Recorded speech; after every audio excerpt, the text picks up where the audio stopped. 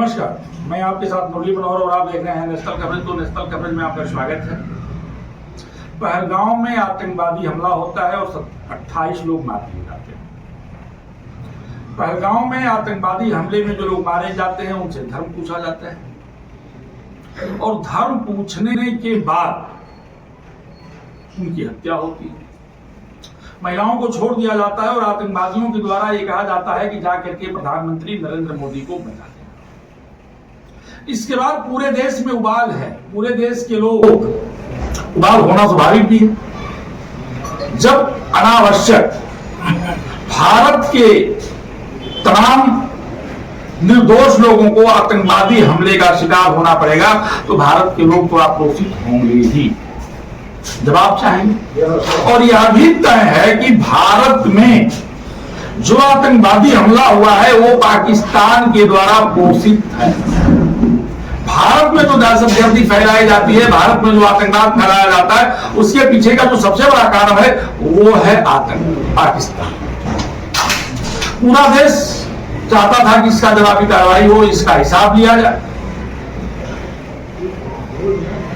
पूरा देश गुस्से में था, गृह मंत्रालय गुस्से में था, प्रधानमंत्री गुस्से में थे, रक्षा मंत्री गुस्से में थे, भारत का हर आवाम गुस्से में था।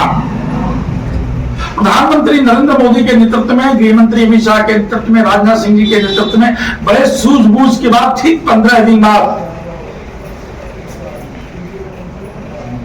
भारत के जांबाज सैनिकों ने ऑपरेशन सिंदूर किया और पाकिस्तान में पड़ने वाले 9 आतंकवादी ठिकानों को ध्वस्त कर दिया।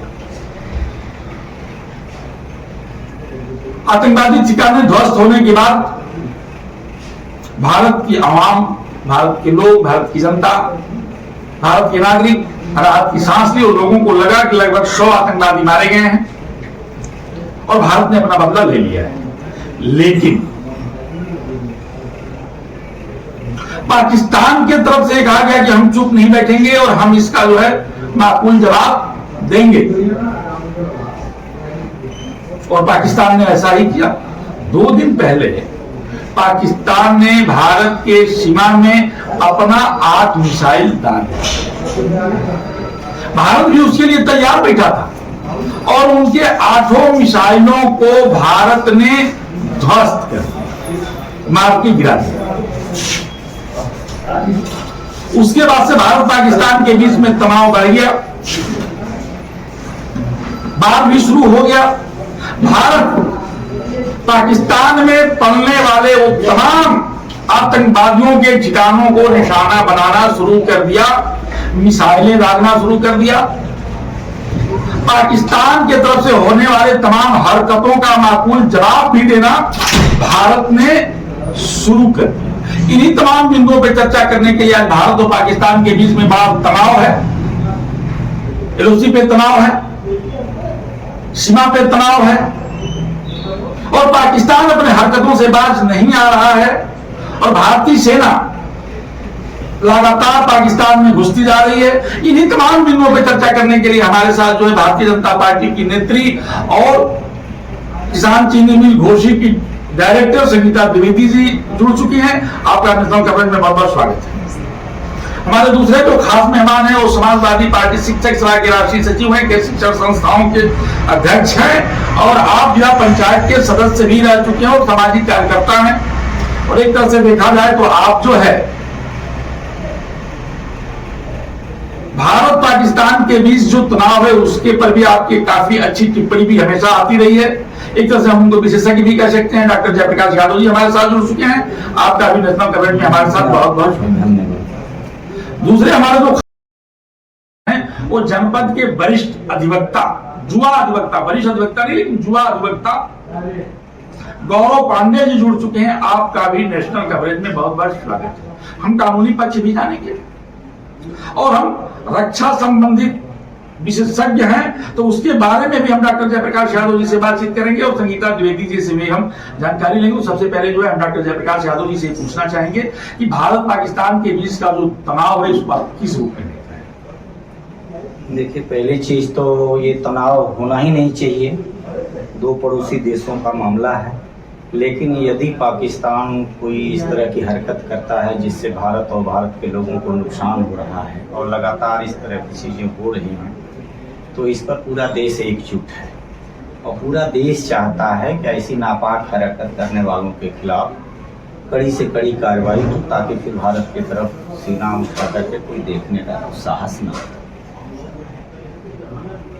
संगीता जी, आपको क्या लगता है, सिंदूर ऑपरेशन के बाद पाकिस्तान हरकत में आ गया और उसका जवाब भी भारत दे रहा है? देखिए, सिंदूर हरकत तो बात की बात है। सबसे पहले जब उसने निरीह हमारे जो घूमने गए थे पर्यटक, उनके साथ जो उसने किया और उसने हमारी बहनों का सिंदूर पोंछा और बहनों से कहा कि जाके मोदी को बता देना, तो ये तो निश्चित था कि उनका बदला उनको लेना है। और शायद वो भूल गए थे कि भारत, आज का भारत पुराना भारत नहीं है जो गिड़गिड़ाए आपके सामने। आज का भारत सक्षम है आपकी आतंकी गतिविधियों का जवाब देने के लिए। भारत संपूर्ण विश्व में अपना डंका बजा रहा है। पाकिस्तान को ये लगता था कि बार बार वो ऐसे करता चला जाएगा। मैन्युफैक्चरिंग यूनिट है वो आतंकियों की, वहां के मदरसों में भी आतंकी ही पलते हैं, आतंकी को पालता पोसता है। और सेना के जवान, आपने देखा होगा कि अभी जब स्ट्राइक की गई थी तो जो आतंकी थे उनके डेड बॉडी को झंडे में लपेट के उनको श्रद्धांजलि दी गई। शर्म आनी चाहिए, ऐसे पाकिस्तानियों को शर्म आनी चाहिए उनके नेतृत्व को। उनको ये याद रखना होगा कि आप किसके सामने खड़े हैं। आज का भारत डिपेंड करता है खुद पे, आज का भारत। और सबसे बड़ी बात यह है कि आज इस विषम परिस्थिति में पूरा भारत एक साथ है, वो कोई भी विचारधारा हो, वो कोई भी राजनीतिक दल हो, क्योंकि सबसे पहले हम भारतीय हैं और भारत हमेशा से विश्व गुरु रहा है और रहेगा। भारत ने स्पष्ट किया है अपना मत कि आतंकवाद को अब हम पनपने नहीं देंगे। अगर हमारे साथ ये हो रहा है तो उसका हम खुल के जवाब देंगे।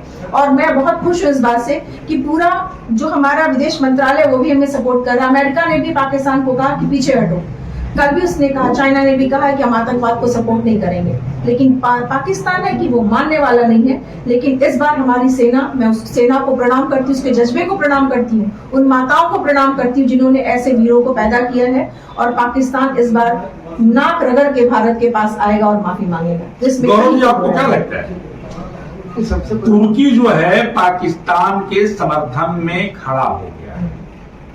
तुर्की पाकिस्तान का पूरा सपोर्ट कर रहा है। तमाम देश जो हैं पाकिस्तान के समर्थन में नहीं है और आतंकवाद की निंदा तो कर रहे हैं, लेकिन तुर्की खुल करके सामने आ गया है।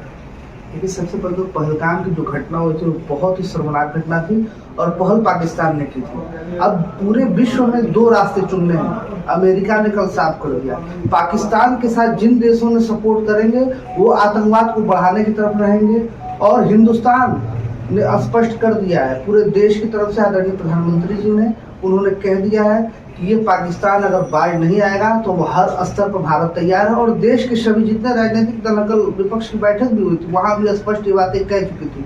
तो अब तो जो देश पाकिस्तान को सपोर्ट करेगा वो ये बता रहा है कि हम आतंकवाद चाहते हैं, मगर भारत और भारत के लोग, भारत की सेना पाकिस्तान को नाश्तो नाबूद करेगी अगर पाकिस्तान अपनी आदत में परिवर्तन नहीं लाएगा। और बहुत से बड़े बड़े देश हैं जो चाहते हैं कि पाकिस्तान पीछे हटे। अगर पाकिस्तान पीछे नहीं हटेगा तो भारत सक्षम है। और भारत कभी ऐसा नहीं था कि वो पाकिस्तान से कमजोर था। भारत ने ही पाकिस्तान को तोड़कर बांग्लादेश बनाया था। तो अगर मिलेगा तो पाकिस्तान के एक और टुकड़ा होना तय है और पीओके तो इंडिया के अंदर आके रहेगा। जयप्रकाश जी, आपको क्या लगता है, तुर्की जिस तरह से उनका समर्थन कर रही है पाकिस्तान का, अंतर्राष्ट्रीय मुद्दे पे अगर देखा जाए तो कहीं न कहीं सऊदी है, अमेरिका है, चीन भी है, चीन भी जो है खुल करके सामने नहीं आ रहा है। तमाम ऐसे देश हैं जो आतंकवाद के खिलाफ बोलने को तैयार नहीं है, पाकिस्तान के साथ बोलने को तैयार नहीं और आतंकवाद के एकदम खिलाफ भारत के साथ खड़े हैं। लेकिन तुर्की खुल करके पाकिस्तान के साथ आ गया। इसमें तो यही कहा जा सकता है कि देश नहीं बल्कि पूरी दुनिया में दो विचारधाराएं काम कर रही हैं जी। एक विचारधारा ऐसी है जो चाहती है कि किसी भी देश में आतंकवाद न हो। तो जो इस तरह की सोच के लोग हैं वो भारत के साथ खड़े हैं। क्योंकि मामला भारत का है, हमला भारत पर हुआ है, भारत के नागरिक को मारा गया है।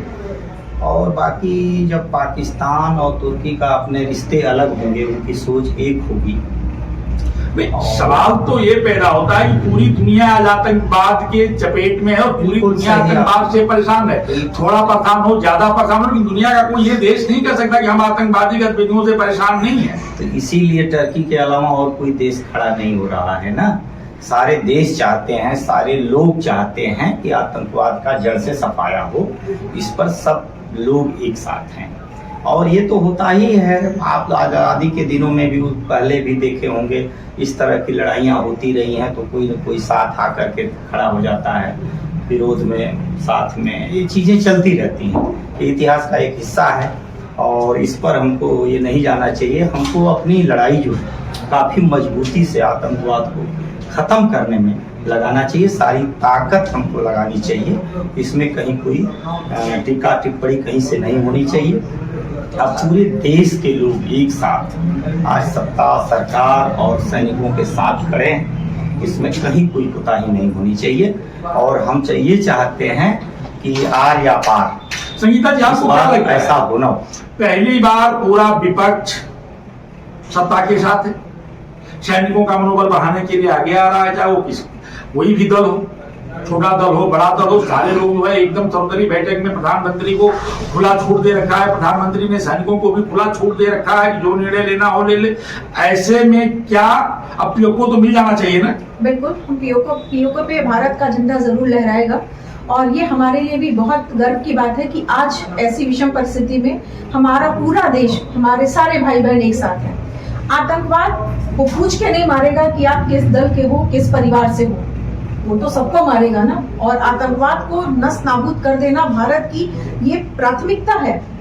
पाकिस्तान इस समय नहीं, पाकिस्तान पिछले 3 दशकों से ही करता चला आ रहा है। बार बार उसको ये लगता है, बार बार वो गिदड़ धमकी देता है, फूस करता है, फूस पटाखे छोड़ता है, लेकिन कल उसको समझ में आ गया होगा कि कल की रात कैसे गुजरी होगी। आप सभी को पता होगा कि पाकिस्तान के प्रधानमंत्री भी बंकर में जाके छुपे हैं। ये क्या लड़ेंगे, ये तो देश छोड़ के भागने की फिराक में है और वहाँ की जनता भी उनको सपोर्ट नहीं कर रही है। कोई तुलना ही नहीं है भारत और पाकिस्तान का। भारत की जनता पूरी तरह से अपने सैनिकों और अपने नायक के साथ खड़ी है, पूरी जनता साथ में है और पाकिस्तान की जनता पाकिस्तान के साथ नहीं है।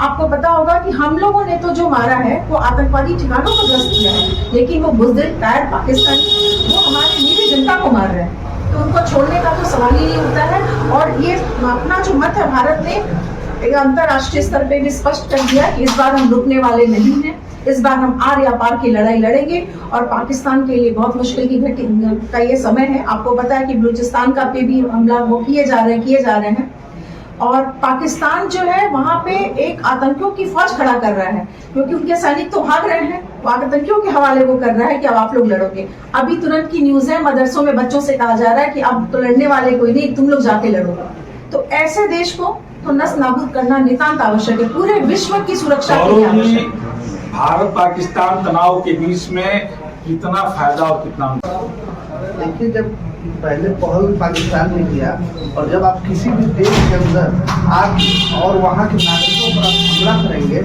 और उसके बाद जवाब आपको मिलेगा और भारत पूरी तरह से तैयार है। और मुझको लगता है कि देश में चाहे यूनाइटेड नेशन और चाहे जो हो, सारे लोग आतंकवाद के खिलाफ खड़े हैं और ये मजबूती से भारत के साथ खड़े रहेंगे आतंकवाद को खत्म करने के लिए। और पाकिस्तान को निश्चित तौर पर इस बार बहुत बड़ा जवाब देना चाहिए, क्योंकि ये वही पाकिस्तान है जो बार बार ऐसी हरकत करता है। तो पाकिस्तान अब बहुत हरकतें कर चुका है। इस बार पाकिस्तान को एक कड़ा संदेश देने की जरूरत है ताकि वो बहुत दिनों तक इस बात को याद रखे, क्योंकि भारत ने पहल नहीं की है, पहल पाकिस्तान ने की है। डॉक्टर जयप्रकाश जी, इस युद्ध के पूरे बीच में अगर भारत पाकिस्तान के तनाव को देखा जाए तो हमें फायदा क्या हो सकता है और नुकसान क्या हो सकता है? देखिए, निरीह जान, किसी की जान तो हम वापस नहीं लौटा सकते जी, जो हत्याएं हो रही हैं आतंकवादियों द्वारा जी, लेकिन हम उनका आंसू पोंछने का काम जरूर करेंगे। और सत्ता में बैठे लोगों की ये जिम्मेदारी बनती है कि देश के नागरिकों को सुरक्षा और सुरक्षित होने की गारंटी दें। और आज अगर सरकार कुछ कर रही है आतंक को मिटाने के लिए, तो ये सबसे अच्छी बात है। और इसके साथ ही मैं ये कहना चाहूँगा कि जो लोग चले गए वो वापस नहीं आएंगे। नुकसान लेकिन हुआ भविष्य है। में इस तरह की दोबारा घटनाएं न हो, न हो। आतंकवादी घटनाएं न जी हो। हाँ, जी। इसके लिए कड़ी से कड़ी कार्रवाई, और ऑपरेशन सिंदूर तो एक वानगी है। हम चाहते हैं कि कुछ और आगे बढ़े, ताकि ये मैसेज जाए पूरी दुनिया में कि भारत में हमला करना और भारत के ऊपर आतंकवाद थोपना जो है ये बहुत बड़ा गुनाहगार साबित नहीं, होगा। भारत ने एक चीज, डॉक्टर जयप्रकाश जी स्पष्ट हो गया कि भारत ने एक चीज बता दिया कि मैं ताकतवर हूं। भारत ने पाकिस्तान के 100 से ऊपर मिसाइलों को मार गिराया है, ड्रोन हमला कर रहा है। उनके तमाम बड़े रावलपिंडी में समेत जो है तमाम उनके शहरों में जो है वो बंकर जिसमें आतंकवादी छिपे हुए हैं, जिसमें आतंकवादियों के होने का संदेह है, जिसमें आतंकवादियों को ट्रेनिंग दिया जाता है, उन बंकरों पर बम गिराया जा रहा है। तो पूरे दुनिया को भारत ने ये बता दिया है कि मैं शक्तिशाली हूं। और सबसे बड़ी बात तो ये है कि भारत ने पाकिस्तान भी जो है एक परमाणु शक्ति देश है, उसके बावजूद भी घुस रहा है। नहीं, वो घुसेगा, वो नापाक हरकत करेगा। पाकिस्तान आज से नहीं बल्कि काफ़ी दिनों से भारत के पीछे पड़ा है, और उसमें ये कहा जा सकता है कि वो आप जैसा आपने कहा कि पाकिस्तान द्वारा पोषित है आतंकवाद, तो ये सच है। अभी पाकिस्तान ये दिखाना चाहता है देश को कि हमारी सेना नहीं लड़ रही है। अब आपको बता दें जी, जो मैसेज पाकिस्तान देना चाहता है वो ये देना चाहता है कि अभी तो आतंकवादी ही भारत की सेना से लड़ रहे हैं, और अब तक जो हुआ है कार्रवाई वो आतंकवादियों पर हुई है। भारतीय सेना जो भी कर रही है आतंकवाद को समाप्त करने के लिए कर रही है, और ये अच्छी भी बात है कि हम मैसेज यही देना चाहते हैं कि हम आतंकवाद को समाप्त कर रहे हैं। जी, ये मैसेज जाना चाहिए भारत की तरफ से, और जा भी रहा है। जी। पाकिस्तान ये मैसेज दे रहा है कि अभी हम लड़ाई नहीं लड़ रहे हैं, अभी हम युद्ध नहीं कर रहे हैं भारत से। वो अपने मकसद में कामयाब है इस विषय पर। अभी वो उलझाए है भारत को, आतंकवादियों को आगे अभी किया हुआ है। लेकिन पूरे दुनिया को भारत ने भी तो ये बता दिया है कि हम वहां के नागरिकों को नहीं मार रहे हैं, हम वहां के आतंकवादियों को मार रहे हैं। ये यही मैसेज जा गया है जी, कि हम आतंकवाद का खात्मा चाहते हैं और हर हालत में आतंकवाद को खत्म करेंगे। जी, हमको पाकिस्तान तो दोनों तरफ से एकदम चल रहा है ना। जी जी जी, जो दोनों अपने अपने इशू पर काम कर रहे हैं। जी, तो हम भारत के लोग ये चाहते हैं कि जो सैनिकों ने निर्णय लिया है ये काफी सराहनीय निर्णय है, ये होना चाहिए था, और आतंकवाद का अंत होना जी चाहिए। जी बिल्कुल आतंकवाद का अंत होना तो चाहिए। आज आप सुन रहे थे डॉक्टर जयप्रकाश यादव जी को, संगीता द्विवेदी जी को और गौरव पांडे जी को। आप सभी लोगों ने मिल करके भारत के सैनिक की इस कार्रवाई की खूब सराहना की, भारत की सराहना की, और भारत के साथ खड़े हैं, और भारत के अंतिम समय तक खड़े रहेंगे जब तक कि आतंकवाद का खात्मा नहीं हो जाता है। मुरली मनोहर के साथ प्रिंस सिंह खासी बोरा बने रहिए मेरे साथ, देखते रहिए।